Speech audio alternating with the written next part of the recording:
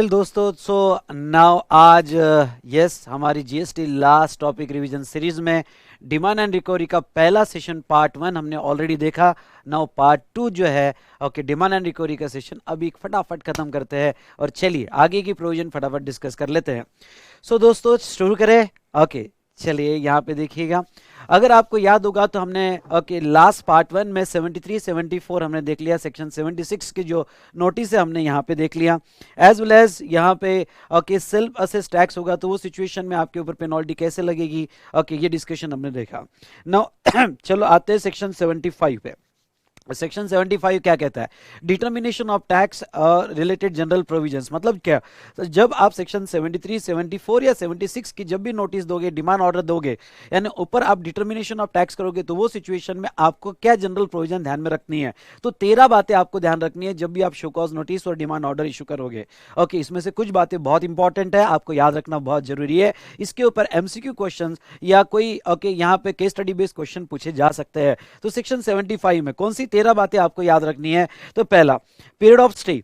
Period of stay यहाँ पे मतलब क्या कि अगर कोई यहाँ पे कोर्ट या अपीलेट ट्रिब्यूनल ने स्टे दिया होगा शो कॉज नोटिस या डिमांड ऑर्डर पे, तो वो जो शो कॉज नोटिस का टाइम पीरियड है, क्या time period show cause notice का? ओके 2 साल 9 महीना okay from due date of annual return, या डिमांड ऑर्डर का 3 साल। अगर केसेस फ्रॉड की होगी तो वो सिचुएशन में यहाँ पे 4 साल 6 महीना या 5 साल जो है ये टाइम पीरियड में स्टे का पीरियड एक्सक्लूड किया जाएगा, या एक्सक्लूड किया जाएगा मतलब उतना ये पीरियड बढ़ा दिया जाएगा। यानी इन बिटवीन अगर समझ लो ओके यहाँ पे 2 साल 9 महीने के इन बिटवीन 6 महीने का स्टे होगा, यानी 2 साल 9 महीना हमारा शो कॉज नोटिस का पीरियड था, उसमें 6 महीना अगर यहाँ पे स्टे का पीरियड होगा तो आपका पीरियड नोटिस का आपको एक्स्ट्रा मिलेगा, मतलब डिपार्टमेंट को एक्स्ट्रा मिलेगा, यानी 2 साल 9 महीना प्लस 6 महीना यानी 3 साल 3 महीना ओके उतना पीरियड मिल जाएगा। क्योंकि 6 महीना तो स्टे ही था तो वो पीरियड ओके एक्सक्लूड किया जाएगा, मतलब उतना पीरियड आपको एक्स्ट्रा मिल जाएगा। सेम प्रोविजन डिमांड ऑर्डर के लिए रहेगी। उसके बाद में सेकंड, यहाँ पे अपीलेट अथॉरिटी और appellate tribunal conclude that charges fraud are not sustainable. Okay तो सेक्शन 74(1) की केस 73(1) में कन्वर्ट हो जाएगी। इसका रिलेवेंस समझ लो ओके कोई एसएससी के अगेंस्ट में ऑफिसर ने पिछले 5 साल के ट्रांजेक्शन पे यहाँ पे 74 में फ्रॉड का केस लगाया और उसके अगेंस्ट में नोटिस इशू कर दिया। पिछले 5 साल के ओके यहाँ पे ट्रांजेक्शन समझ लो, यहाँ पे 2017 18 18 19 19 20 20 21 21 22 ऐसे 5 साल में कोई अगर यहाँ पे short payment short non payment हुआ होगा तो उसके अगेंस्ट में एक्शन ले लिया। फिर कोर्ट ने कहा कि नहीं नहीं ये केस फ्रॉड का नहीं है, ये केस जो अदर देन फ्रॉड का है, तो ऐसे सिचुएशन में अब उसके हाथ में लास्ट 3 साल ही आएंगे। लास्ट 3 साल आएंगे मतलब पहले 2 साल यानी 17 18 19 हाथ से निकल जाएंगे और लास्ट 3 साल में जो शॉर्ट पेमेंट और नॉट पेमेंट हो गए ओके वो शॉर्ट पेमेंट और नॉट पेमेंट ही कंसीडर किया जाएगा। ओके तो इन सिंपल वर्ड ओके यहाँ पे 74(1) की केस 73(1) में कन्वर्ट हो जाएगी। उसके बाद में नेक्स्ट पॉइंट क्या कहते हो देखो, okay order on the direction of court, such order shall be issued within 2 years from the date of communication of direction। यानी अगर कोई ऑर्डर इशू करनी है on the direction of court तो वो ऑर्डर जो है ऑफिसर ने 2 साल के अंदर from the date of communication of such direction 2 साल के अंदर वो ऑर्डर इशू कर देना चाहिए। ओके उसके बाद में वो क्या कहते हैं, ओके उसके बाद में कहते हैं कि opportunity of being heard. Okay right है और ये अपॉर्चुनिटी ऑफ बीइंग हर्ड कोई भी एग्रीड पर्सन को जिसके अगेंस्ट में एक्शन लिया जा रहा है उसको देना जरूरी है, उसको हियरिंग भी देना जरूरी है। पॉइंट नंबर 5, उसको हियरिंग भी देना जरूरी है और हियरिंग में 3 एडजॉर्नमेंट अलाउड है, यानी पहले हियरिंग को प्रेजेंट नहीं होगा तो दूसरे हियरिंग को प्रेजेंट नहीं होगा तो तीसरा, ऐसे मैक्सिमम 3 एडजॉर्नमेंट उसका अलाउड है।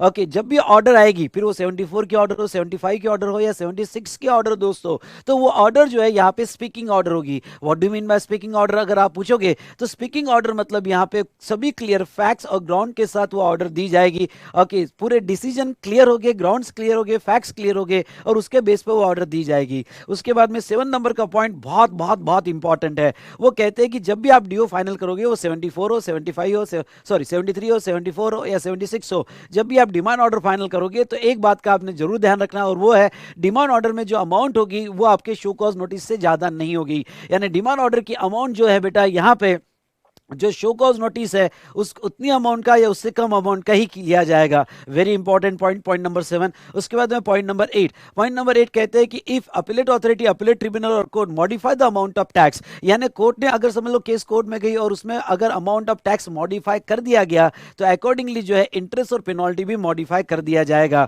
ओके, वो आप डिफॉल्ट ही समझ ला, टैक्स मॉडिफाई हुआ और उसके ऊपर इंटरेस्ट और पेनल्टी लगा होगा तो वो भी मॉडिफाई कर दिया जाएगा। उसके बाद में point number 9, very very very very important. Okay, मैं आपका ध्यान चाहूंगा दोस्तों।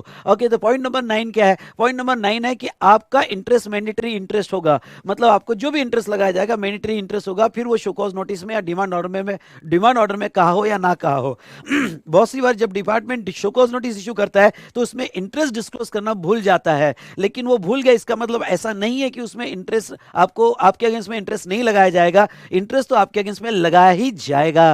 ओके, उसके बाद में पॉइंट नंबर 10, पॉइंट नंबर 10 क्या कहता है? If no demand order issued within 3 years or 5 years, then proceeding deemed to be concluded। मतलब क्या हो सकता है ऐसा कि सेक्शन 73 में 2 साल 9 महीने में नोटिस दे दी गई, ओके, या 74 में 4 साल 6 महीने के अंदर नोटिस दे दी गई, लेकिन डिमांड ऑर्डर ही फाइनल नहीं हुई। अगर डिमांड ऑर्डर फाइनल नहीं हुई मतलब प्रोसीडिंग कंक्लूड होगी, आपके अगेंस्ट में कोई एक्शन नहीं लिया जाएगा। ओए बल्ले बल्ले, ओके, ये बात तो अच्छी हो गई कि नोटिस आने के बाद अगर डिमांड ऑर्डर 3 साल या 5 साल में इशू नहीं हुई तो हमारे अगेंस्ट में कोई एक्शन नहीं होगी। Now point number 11, point number 11 थोड़ा मैं थोड़ा सा बाद में एक्सप्लेन करूंगा, पहले 12 और 13 कंप्लीट कर लेते हैं।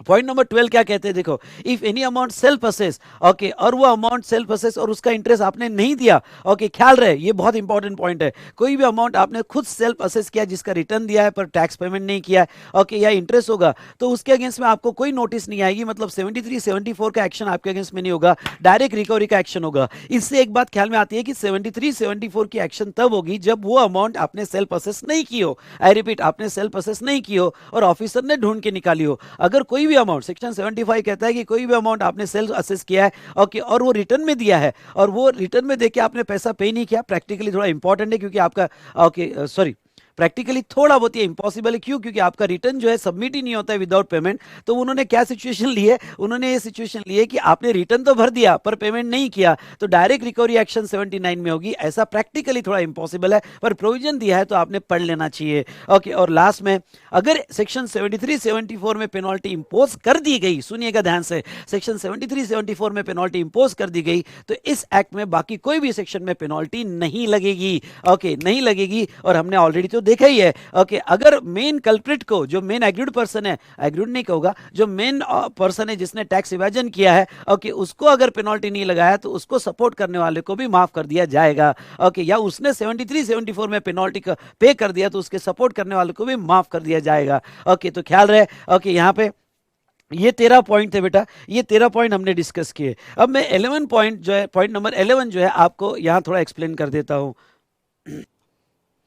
हाँ, पॉइंट नंबर 11 इस डायग्राम से एक्सप्लेन करता हूं। ओके, 2 मिनट में फटाफट समझ लिए। ओके, यहाँ पे वी स्मार्ट एकेडमी ने पेन ड्राइव क्लासेस जो है as a supply of goods 12% में क्लासीफाई कर दिए।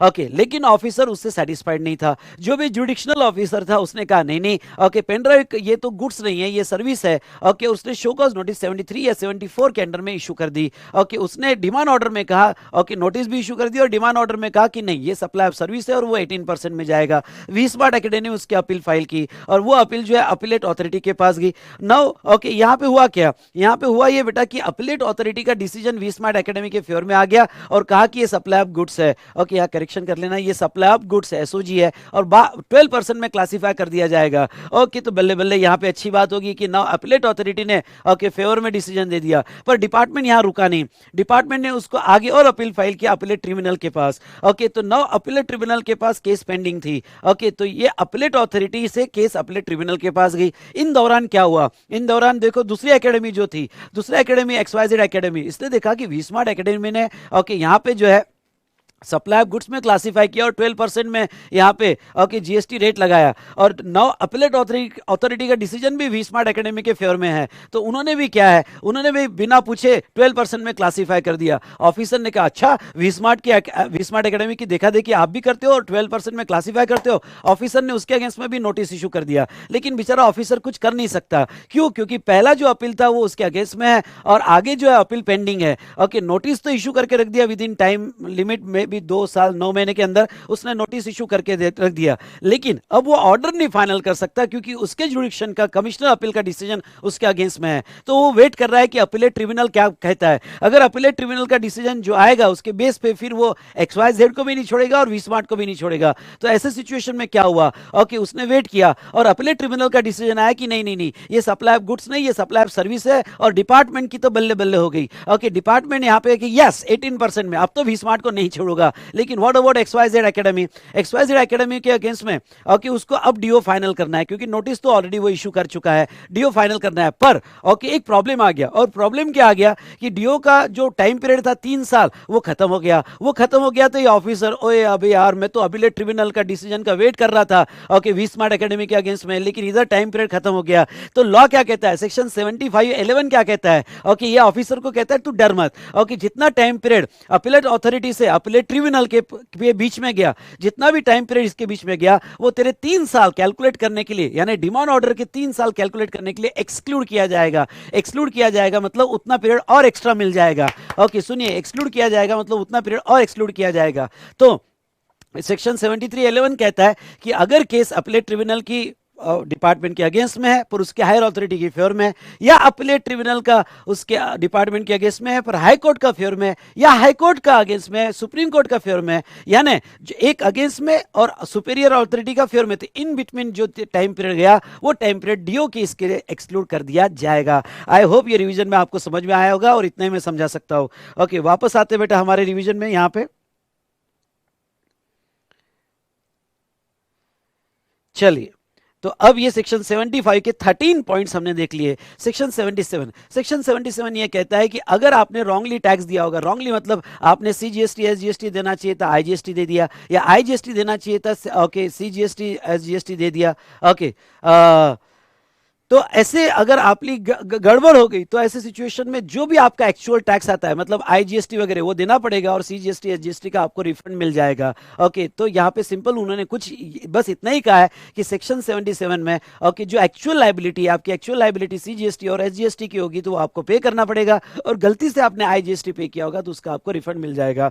चलो सेक्शन 78-79 ये देख लेते हैं। सेक्शन 78 क्या कहता है, जो भी ड्यूज यानी सेक्शन 73-74 में जो आपके अगेंस्ट में टैक्स डिटरमाइन किया गया, या 76 में एक्सेस कलेक्शन का ड्यू जो आपके अगेंस्ट में डिटरमाइन किया गया, वो ड्यू सेक्शन 78 के हिसाब से आपको 3 महीने के अंदर दे देने पड़ेंगे। ओके अगर नहीं दिए तो 3 महीने के अंदर, अच्छा 3 महीने के अंदर आप नहीं दोगे तो फिर सेक्शन 79 लग जाएगा। सेक्शन 79 में आपके अगेंस्ट में रिकवरी होगी। ओके 7 मोड दिए हैं रिकवरी के, इस 7 में से कोई भी मोड डिपार्टमेंट यूज कर सकता है और आपसे पैसा रिकवर कर सकता है। Okay sir step by step बताओ सेक्शन 79 के 7 मोड कौन से है। पहला ओके जो भी आपकी रिफंड देना होगा, पुराने कोई रिफंड देना होगा और अभी कोई रिकवरी निकल रही होगी तो रिफंड से उतना कट कर दिया जाएगा। उसके बाद में आपके गुड्स डिटेन और सीज करके मार्केट में सेल कर दिए जाएंगे और उससे पैसा रिकवर कर लिया जाएगा। अगर आपके थर्ड पर्सन के पास पैसा पड़ा हुआ है, मे बी बैंक के पास FD है या इंश्योरेंस के पास पैसा पड़ा है, ओके पैसा ड्यू होने वाला है, फ्यूचर में ड्यू होने वाला है, या किसी और के पास अगर पैसा है तो उसको नोटिस दी जाएगी और उससे रिकवर कर लिया जाएगा। ओके आपकी मूवेबल और इमूवेबल प्रॉपर्टी डिटेन और सीज कर ली जाएगी और 30 दिन का टाइम दिया जाएगा। अगर 30 दिन में आपने रिलीज नहीं करवाया तो वो सिचुएशन में वो भी ऑक्शन में सेल कर दिया जाएगा। उसके बाद में प्रॉपर ऑफिसर ओके सर्टिफिकेट, अगर इससे भी पैसा रिकवर नहीं होता है तो एक स्टेप आगे दिए, पैसा अभी तक रिकवर नहीं होगा तो सर्टिफिकेट बनाएगा और वो यहाँ पे कलेक्टर ऑफ डिस्ट्रिक्ट को भेज देगा और कलेक्टर ऑफ डिस्ट्रिक्ट उसको पैसा रिकवर करेगा as arrears of land revenue. अगर उससे भी बात नहीं जमती है तो एप्लीकेशन प्रिपेयर करेगा और अप्रोप्रिएट मैजिस्ट्रेट को देगा और अप्रोप्रिएट मैजिस्ट्रेट उसको कलेक्ट करेगा एज अ फाइन। ओके मतलब जैसा वो फाइन कलेक्ट करता है वैसे ही वो पैसा ओके कलेक्ट करेगा। और लास्ट अगर आपने कोई बॉन्ड या इंस्ट्रूमेंट एग्जीक्यूट किया होगा तो उसको एनफोर्स करेगा और उसके थ्रू पैसा कलेक्ट कर लिया जाएगा। ये तो 7 मोड ऑफ रिकवरी है बेटा। ओके ये 7 में से कोई भी मोड यूज कर सकते हो और अपना पैसा निकालेंगे। ओके तो हमने सेक्शन 79 देखा। उसके बाद में सेक्शन 80, भाई पैसा लग गया 73-74 में असेसमेंट हो गया, ड्यूटी आ गया, टैक्स आ गया, पेनल्टी आ गया, इंटरेस्ट आ गया, सब कुछ ठीक है। ओके तो ये जो टैक्स इंटरेस्ट पेनल्टी आया, क्या इसमें इंस्टॉलमेंट फैसिलिटी मिलेगी? बिल्कुल मिलेगी। ओके सेक्शन 80 में आप इंस्टॉलमेंट फैसिलिटी के लिए अप्लाई कर सकते हो, लेकिन यहाँ इंपॉर्टेंट पॉइंट जो एमसीक्यू के हिसाब से या केस स्टडी के हिसाब से है, अगर आपका सेल्फ सेल्फ असेस टैक्स होगा तो उसको इंस्टॉलमेंट फैसिलिटी नहीं मिलेगी। ओके, क्योंकि जो खुद ही असेस किया वो तो देना पड़ेगा, उसको इंस्टॉलमेंट नहीं मिलेगी, लेकिन बाकी इसको आपको इंस्टॉलमेंट मिल सकती है, और वो इंस्टॉलमेंट आपको 24 मंथ तक कमिश्नर ग्रांट कर सकता है, यानी 24 इक्वली मंथली इंस्टॉलमेंट में डिवाइड कर सकता है। लेकिन अगर कोई भी इंस्टॉलमेंट का आपने डिफॉल्ट किया, सुनना, कोई भी इंस्टॉलमेंट का आपने डिफॉल्ट किया तो वो केस में बची हुई इंस्टॉलमेंट आपकी कैंसिल कर दी जाएगी, रद्द कर दी जाएगी, और आपसे पूरा पैसा मांग लिया जाएगा। चलो, सेक्शन 80 हो गया। 81, transfer of property to be void in certain cases. Okay, मतलब यहां पे क्या, अगर कोई पर्सन जिसके अगेंस्ट में ड्यूज बाकी है और गवर्नमेंट को default and with intention to defrauding the government revenue, मतलब गवर्नमेंट के साथ फ्रॉड का क्लियर उसका इंटेंशन है, वो अपना क्या कर रहा है कि उसको पता है कि उसके अगेंस्ट में नोटिस आने वाली है, पैसा आने वाला है, या उसके अगेंस्ट में एक्शन इनिशिएट हो गई है, उसको टैक्स देना है, इंटरेस्ट देना है और पेनल्टी देना है। ओके, उसको ये बात बहुत क्लियर पता है, तो इन बिटवीन उसने क्या किया, उसकी जो भी प्रॉपर्टी है उसको सेल, मॉर्गेज, एक्सचेंज या किसी भी मोड में ट्रांसफर कर दिया to any other person, in favour of any other person transfer कर दिया, सो दैट ओके फ्यूचर में अगर यहां पे उसके अगेंस्ट में नोटिस आती है तो वो बच जाएगा। तो गवर्नमेंट बेवकूफ नहीं है, गवर्नमेंट कहती है कि उसने जो चार्ज किसी और पर्सन के अगेंस्ट में क्रिएट किया है वो वॉइड एब इनिशियो माना जाएगा। ओके, तो यहां पे इन शॉर्ट उससे पैसा रिकवर किया जाएगा, लेकिन कुछ केस में वो वॉइड नहीं माना जाएगा। अगर वो एडुकेट कंसिडरेशन में दिया हो और कोई प्रॉपर नोटिस दिया और ऑफिसर के परमिशन ने ट्रांसफर किया होगा तो वो वॉइड नहीं माना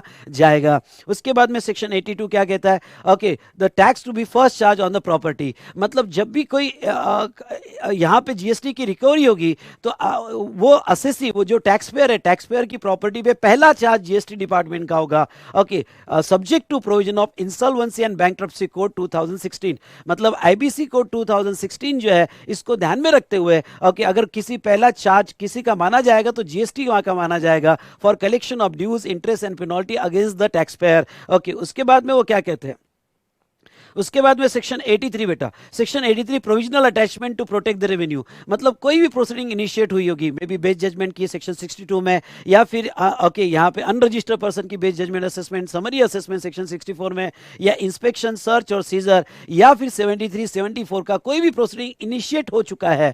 ओके, और ड्यूरिंग दिस प्रोसीडिंग कमिश्नर को ऐसा लग रहा है कि भाई यहाँ पे डिपार्टमेंट का रेवेन्यू यानी गवर्नमेंट का रेवेन्यू प्रोटेक्ट करने के लिए ओके प्रॉपर्टी प्रोविजनली अटैच करना जरूरी है या बैंक अकाउंट प्रोविजनली अटैच करना जरूरी है, तो कमिश्नर ये एक्शन ले सकता है और ये प्रोविजनल अटैचमेंट 1 साल तक यहाँ पे कंटिन्यू रहेगा। ओके, तो ये साथ सेक्शन 83 जो प्रोविजनल अटैचमेंट से रिलेटेड है। और सेक्शन 84, एक सेक्शन 84 है कि where any notice of demand in respect of government dues serve on taxable person, मतलब कोई गवर्नमेंट ड्यू है और टैक्सेबल पर्सन पे उसकी डिमांड चली गई है, ओके, और वो केस अपील या रिवीजन में पेंडिंग है, तो ऐसे सिचुएशन में अगर अपील और रिवीजन में वो ड्यूज बढ़ जाते हैं, अगर अपील और रिवीजन में वो ड्यूज बढ़ जाते हैं तो कमिश्नर अकॉर्डिंगली जो ड्यूज बढ़ा उसका नोटिस देगा और उसकी रिकवरी प्रोसीडिंग जैसे ओरिजिनल डिमांड की होगी ओके वैसे ही एडिशनल अमाउंट की रिकवरी प्रोसीडिंग होगी। और अगर ड्यूज कम हो जाते हैं बेटा, अगर ड्यूज कम हो जाते हैं, यहां से ध्यान से सुनिएगा ओके, तो सेम ओके यहाँ पे कमिश्नर जो है उसकी इंटीमेशन देगा,